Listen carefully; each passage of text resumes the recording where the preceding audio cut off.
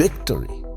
That sweet, intoxicating moment when the world sees you, finally sees you, for what you are.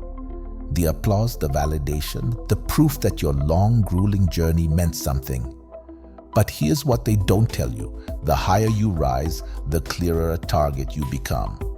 And so our story begins. Lila James had spent 5 years shouting into the void of social media. Video after video, late nights editing, networking with brands that barely noticed her. She had invested everything, her time, her energy, her creativity into crafting a brand, a persona, a digital presence she hoped would matter.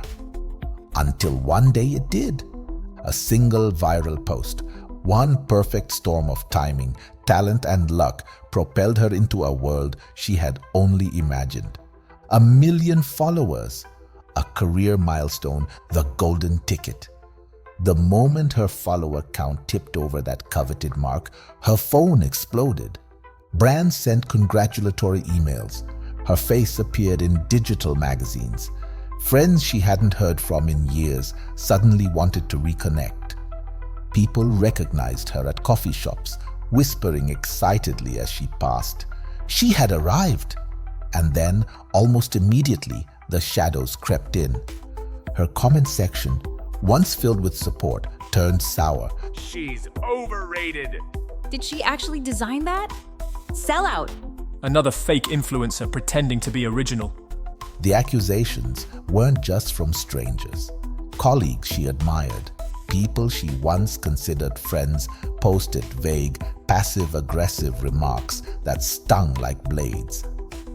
At first, she tried to brush it off. She told herself she didn't care. She had won, hadn't she?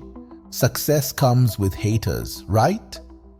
But then came the article, an anonymous expose questioning her talent, claiming she didn't truly design her own work. Screenshots twisted out of context, whispers amplified into shouts, and suddenly she wasn't just an influencer, she was a fraud. For the first time in years, she hesitated before opening her app. The likes, the comments, the endless validation. None of it felt like proof anymore, just noise. Dangerous, consuming noise. She shut off her phone and stared at the sewing machine in front of her. It had been months since she had designed for herself, for the love of it, not for trends, not for engagement, just for the joy of creating. What had once been her escape had turned into a minefield. Every stitch, every fabric choice felt scrutinized, weighed against a judgment she hadn't even asked for. Her hands trembled as she reached for her sketchbook, but then something shifted. The pencil moved before she even had a plan. The lines weren't perfect. The fabric choices weren't calculated for virality. But the feeling, oh, the feeling was there. The fire that started all of this hadn't died. It had just been buried under the weight of everyone else's opinions. She stayed up all night, working in silence. No cameras, no live streams, no carefully curated posts, just her and her craft, the way it had always been in the beginning. The next morning, she posted a simple message. Trends fade. Clout fades. But passion, that stays. Here's to creating for the joy of it. Then, now, always. No viral hashtags, no SEO-optimized captions, just truth. And something incredible happened. The comments weren't just likes, they were real. Designers who had lost themselves in the algorithm, artists who feared putting their true work into the world. People who understood the battle between success and authenticity.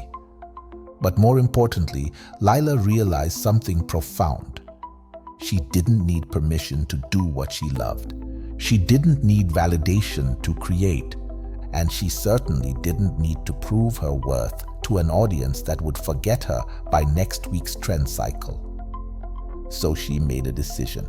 From that moment forward, she would create not for the algorithm, not for the applause, but for the spark that had brought her here in the first place.